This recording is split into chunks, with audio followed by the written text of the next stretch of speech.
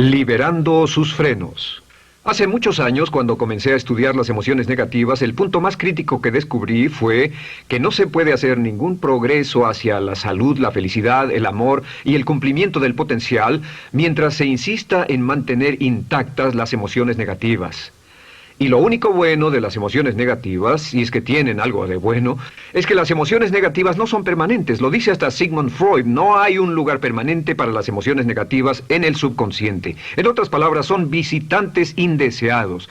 Son hábitos negativos o patrones de respuesta negativos que pueden eliminarse, y el punto inicial para eliminarlos es entender de dónde vinieron y entender cuáles fueron los factores causales, volviendo a la niñez temprana, que desencadenó el desarrollo de las emociones negativas y nos han dado como adultos una predisposición a ser negativos de una u otra forma.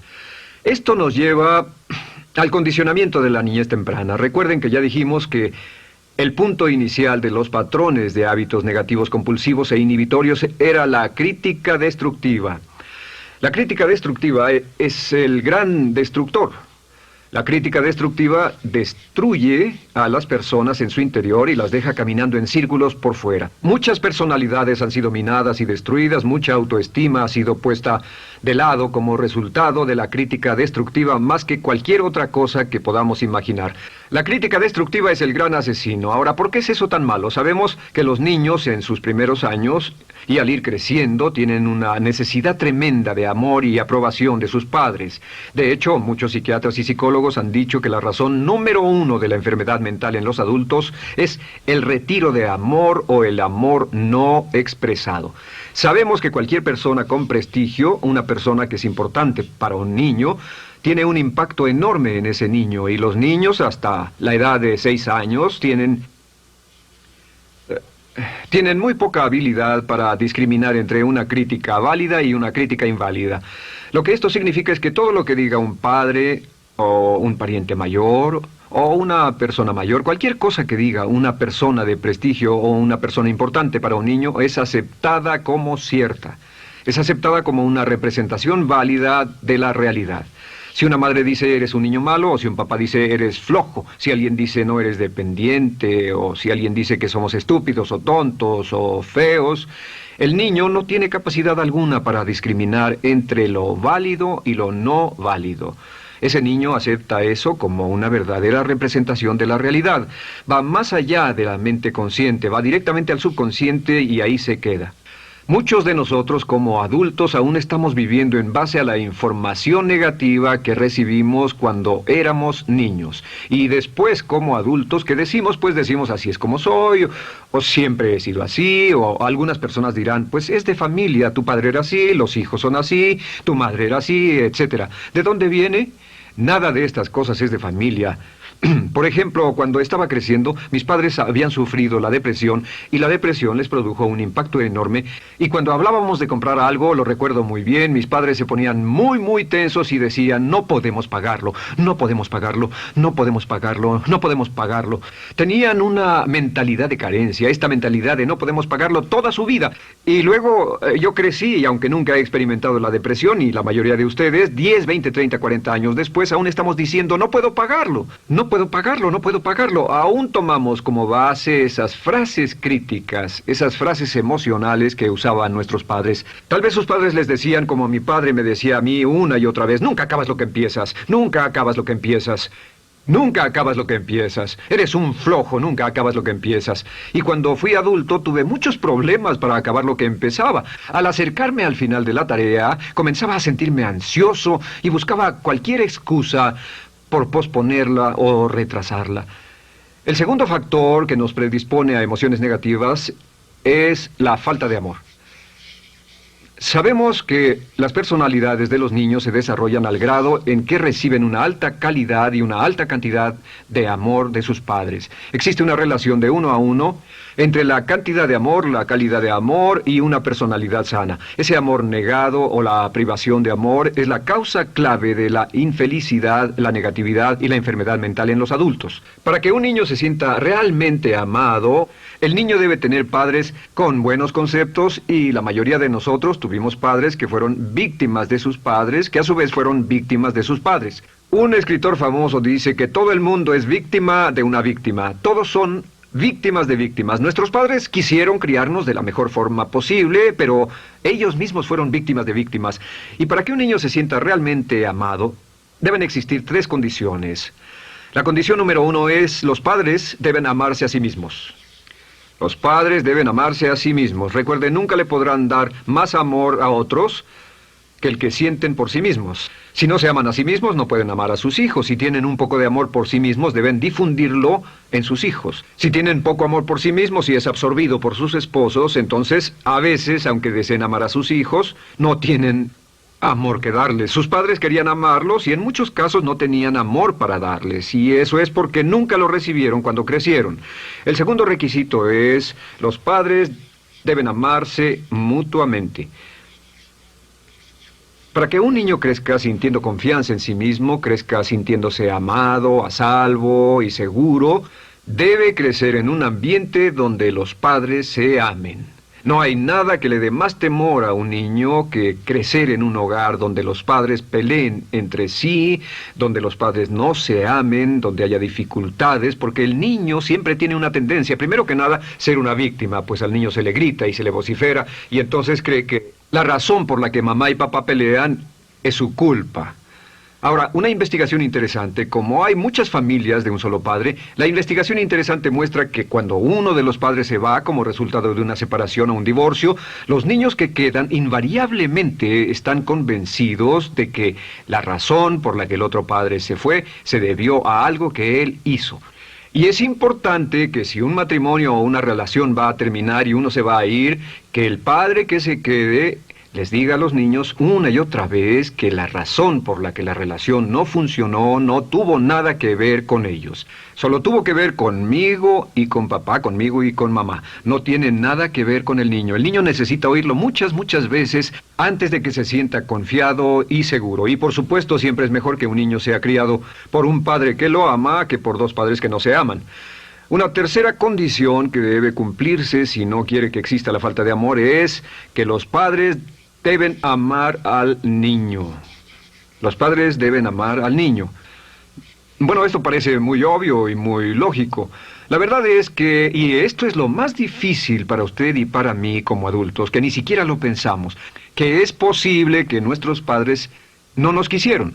No porque no lo intentaran, querían amarnos y tenían la intención de hacerlo, desde luego, etcétera, etcétera, pero simplemente como tenían conflictos mutuos y problemas sin resolver con sus padres, y sufrieron la guerra y la depresión, tenían que hacer carrera y otras responsabilidades, nunca lo lograron totalmente. ¿Entienden? Esa fue la dificultad. Lo deseaban, pero nunca lo lograron. La única forma en que puede amarse a un niño es pasando una gran cantidad y calidad de tiempo con el niño.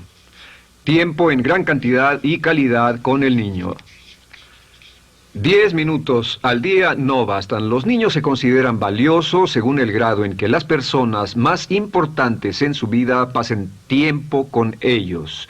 Si las personas más importantes en su vida, sus padres, solo pasan poco tiempo con ellos, los niños concluyen que la razón para ello es que tienen muchos defectos, que hay algo esencialmente malo en ellos y que por eso sus padres no pasan más tiempo con ellos. Los niños no piensan con la razón, lo hacen en forma emocional. Solo piensan: mi padre está aquí, me ama, y si no pasa tiempo conmigo, él o ella no me aman. Y si cualquiera de esas 3 condiciones existió o más cuando estaba creciendo, los padres no se amaban a sí mismos, o no se amaban mutuamente, o tal vez no lo amaban porque nunca lo lograron, aunque querían, entonces usted debe haber crecido en conjunción con la crítica destructiva que se llama culpa. ¿Y qué es la culpa? Pues simplemente la culpa es un sentimiento de no valer mucho. ¿De dónde sacamos este sentimiento? Lo obtenemos cuando continuamente gente importante nos critica en nuestra vida y simultáneamente no nos dan el amor que necesitamos.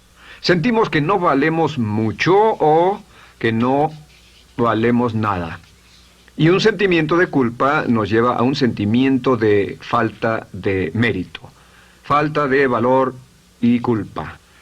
Y esa culpa, ese sentimiento de falta de mérito, es el mayor problema del siglo XX, la principal fuente de enfermedad mental.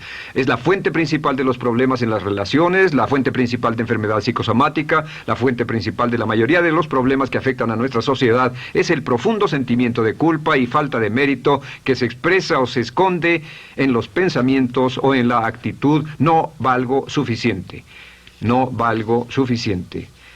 No valgo suficiente.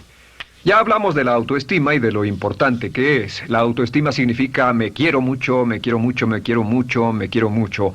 Las personas que han sido criadas con críticas destructivas durante su vida no solo no se agradan a sí mismas, no sienten que sean lo bastante buenas para nadie, y en muchos casos están llenos de odio por sí mismos.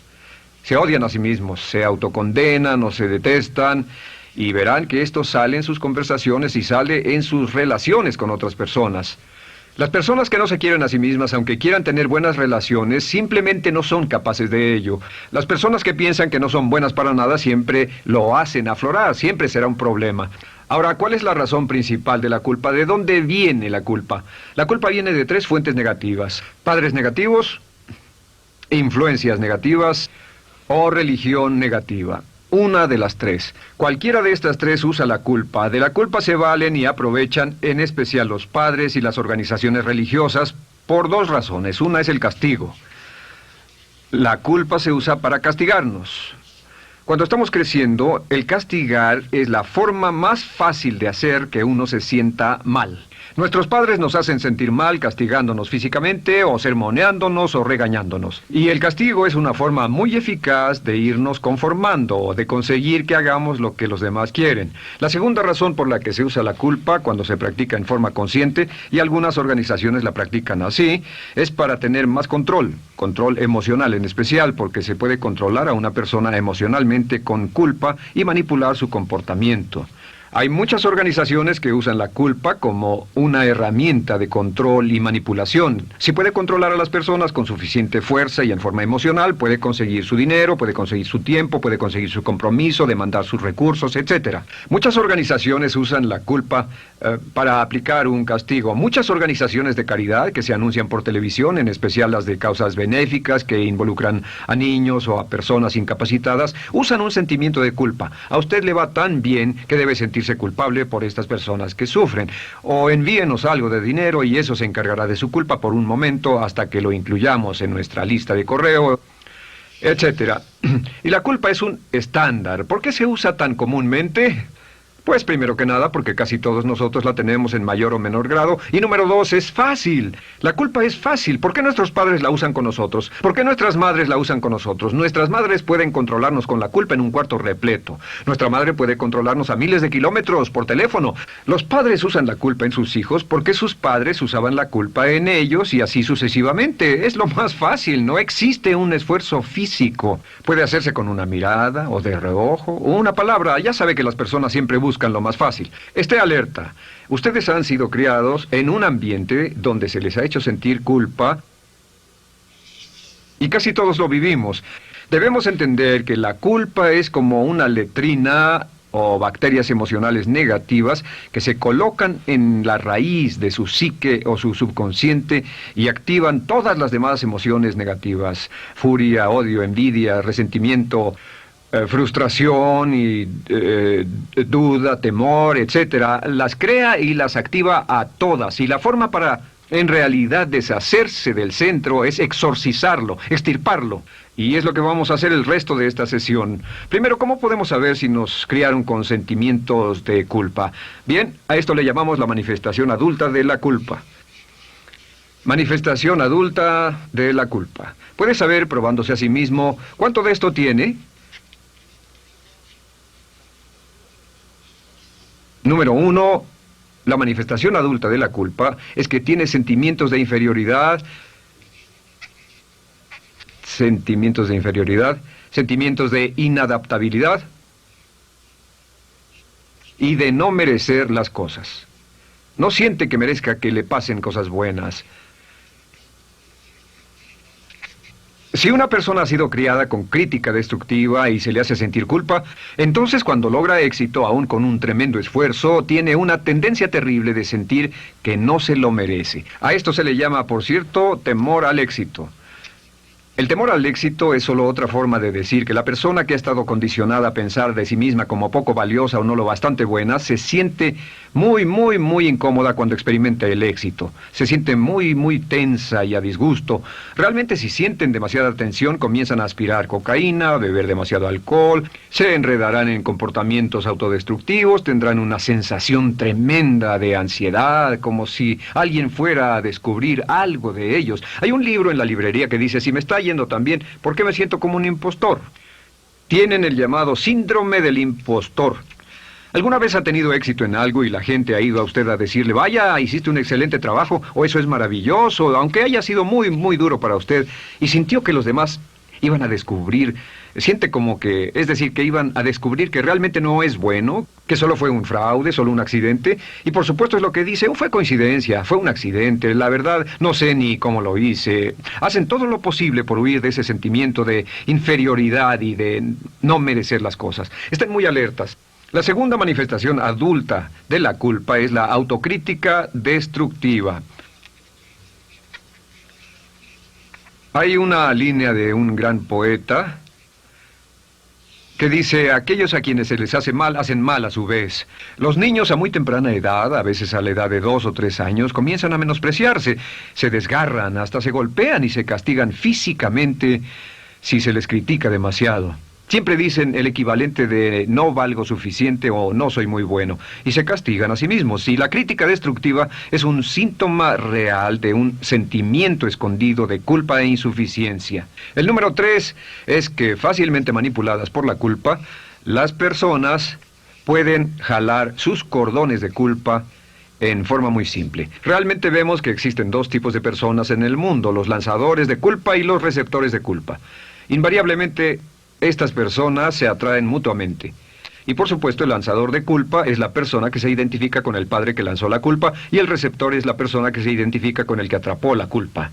Pero los lanzadores y los receptores de culpa se unen, se equilibran perfectamente, se establecen y forman una nueva generación de lanzadores y receptores de culpa. Podemos decir que usted es fácilmente manipulado por la culpa, porque ha estado muy bien condicionado. Su jefe puede tirar de su cordón de culpa, una persona en un autobús puede tirar de su cordón de culpa, una sobrecargo puede tirar de su cordón de culpa. Esté muy alerta a esto. La cuarta manifestación de culpa es que usted la usa. Usa la culpa y culpa a otro generosamente. ¿Por qué? Pues si ha funcionado en usted, la hará funcionar en ellos. Le parecerá que es un intercambio, un trato muy justo. Usa la culpa y la culpabilidad y se convierte en la base de sus relaciones con los demás. Cuando algo sale mal, les echa la culpa a ellos. Algo sale mal, culpa a alguien más. En cuanto hay un problema, busca a quién culpar. Un experimento muy interesante con la cámara escondida hace algunos años, fue que hicieron una plancha de hielo y la pusieron en la acera sin que nadie los viera. No hacía mucho frío, pero lo hicieron y observaron cómo reaccionaban las personas cuando pasaban por ahí, cuando caminaban por ahí, llegaban a esa plancha de hielo, se desequilibraban y se resbalaban, y lo primero que hacían era observar a la persona más cercana a ellos, enojados, verdaderamente furiosos, en otras palabras, buscaban a quién culpar. Y si no había nadie cerca de donde habían caído, se levantaban otra vez, miraban a su alrededor, no había nadie y entonces pateaban el piso, pateaban con fuerza y se iban. Nuestra tendencia natural cuando algo sale mal es buscar a alguien o algo a quien culpar, en especial si nos criaron con una culpa continua. Y la quinta manifestación es lo que llamamos lenguaje víctima. Ahora recuerden que hablamos sobre la ley de concentración. Dice, lo que siembras cosecharás. También dice, si usas lenguaje de víctima, mantienes viva la culpa, la refuerzas, la edificas, la cultivas, la utilizas. El lenguaje víctima es lenguaje como no puedo, no puedo, no puedo. Cuando dice no puedo, no puedo, no puedo, envía un mensaje a su mente subconsciente y la mente subconsciente comprende que está inhabilitado, que no tiene control, que es una víctima. Y cuando desea poder hacer algo, su mente subconsciente retroalimenta su mensaje y dice no puedes, no puedes. Y lo segundo que dice es tengo que, y otra vez no tengo control, no estoy a cargo. Pero existe otra expresión del lenguaje víctima que debemos evitar, y es esta, trataré. Trataré, sea lo que sea, trataré. ¿Qué significan las palabras trataré? Pues déjenme decirles qué significan. Significan voy a fracasar y lo digo anticipadamente para que no me vengan con represalias. En otras palabras, dice trataré de llegar a tiempo, pero lo que está diciendo es tal vez llegue tarde y no pueden reclamarme porque dije que trataría. Cuando una persona dice trataré, está disculpando su fracaso por anticipado. Si fuera al doctor y el doctor lo examinara, lo auscultara y le dijera, pues está en pésimas condiciones, tendremos que intervenir, debemos llevarlo al hospital ahora mismo, me sorprende que haya llegado aquí. Usted dirá, bueno doctor, espero que haga un buen trabajo. Y él dice, trataré. Si él dice eso, usted seguramente buscará otro médico. O si va a un abogado. Lo culpan de algo y va a un abogado y le presenta su caso y dice, oiga, va a defenderme, y él dice, trataré.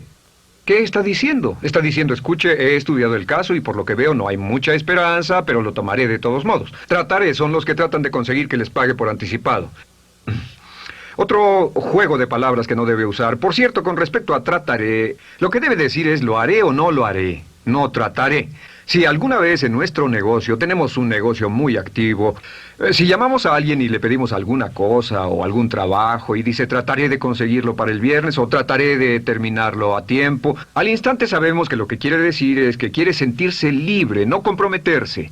Así que nunca dejamos que nadie se vaya con un trataré, debe ser hecho o no, y queremos obtener una seguridad. Si hace falta, nosotros lo hacemos. Cuando dicen trataré, lo que están haciendo es que se están lavando las manos. Esté alerta, la otra palabra es desearía.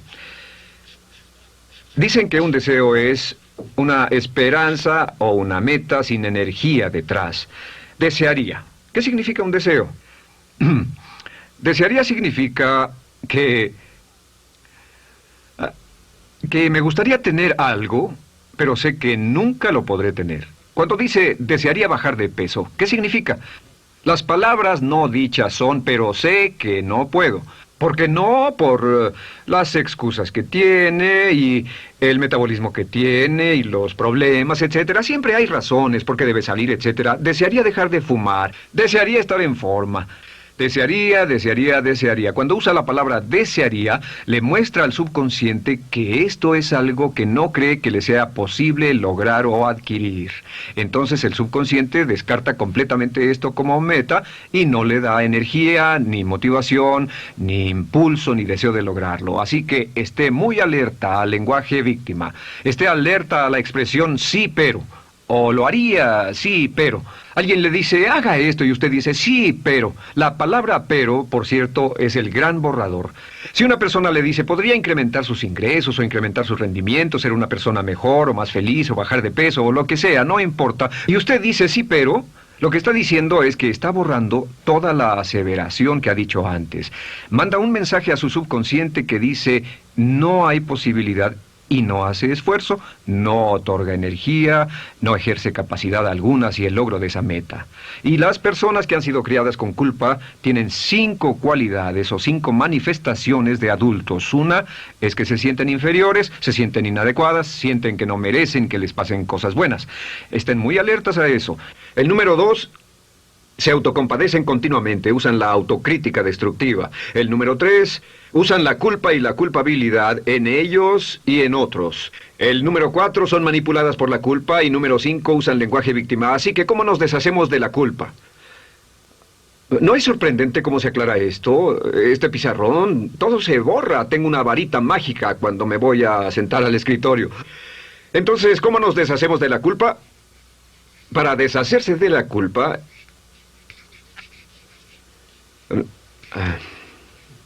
este es el proceso. Tiene algunos pasos importantes. Número 1, el primero de la lista, elimine la autocrítica. Elimine la crítica autodestructiva. En otras palabras, nunca diga nada destructivamente crítico de usted mismo. No lo diga. Esta es la regla básica. El subconsciente acepta lo que diga usted como cierto, como un mandato. Así que no diga nada de sí mismo que no desee sinceramente que sea cierto. No diga estoy cansado, estoy gordo. No diga no puedo o debo. No diga nada a menos que quiera que sea cierto. Las palabras que van después de la palabra yo son las palabras que su subconsciente registra como mandatos, excepto cuando dice yo desearía o lo intentaré. Así que elimine la crítica destructiva. Siempre hable en términos positivos sobre usted. Me gusta mi persona, puedo hacerlo, lo haré, escogí hacerlo, pero nunca diga no, no puedo. Número 2 es no dejarse manejar por la culpa. Rehúse ser manejado por la culpa. Porque cada vez que le permita a alguien que lo manipule por la culpa, ¿sabe qué pasa? Refuerza y hace más poderoso el efecto de la influencia de la culpa en su vida. Cuando yo crecí, debo decir que yo crecí en una familia que estaba muy influenciada por la religión negativa. Realmente mi madre, Dios la bendiga, tenía un cinturón negro en el pecado e hizo un trabajo verdaderamente soberbio en ello. Y yo tardé en sobreponerme. Cuando me casé con Bárbara, ella también venía del mismo tipo de familia y recapacitamos. Hay una hermosa respuesta cuando uno de los dos caía de nuevo en los viejos patrones. Decía, no tratas de hacerme sentir culpable, ¿o sí? No tratas de hacerme sentir culpable, ¿o sí? Solo diga, no tratas de hacerme sentir culpable, ¿o sí? Y no deje que las personas lo manipulen usando la culpa. El número 3, no use la culpa o la culpabilidad y anuncie que no va a usarla. No la use en otras personas y permita que sus hijos o su cónyuge digan lo mismo. No tratas de hacerme sentir culpable, ¿o sí? Repítalo una y otra vez. Y si la otra persona le dice, eso es lo que trato, contéstele, no va a funcionar. Y no funcionará. Es que la culpa solo funciona mientras usted no sepa que está siendo usada en usted. El número 4 es lo que llamamos la ley del perdón. Es la más importante de todas. Realmente es el centro, es el meollo de toda esta sesión. La ley del perdón simplemente dice que usted está sano mentalmente hasta el grado en que pueda perdonar libremente y olvidar las ofensas. Que su habilidad para perdonar a los demás es la clave que determina su felicidad y su éxito en la vida. Su habilidad para perdonar a los demás es la única forma de eliminar la culpa. Su disponibilidad para perdonar a los demás y olvidar ofensas es el determinante más importante de si usted está o no totalmente integrado y es un adulto que funciona como ser humano.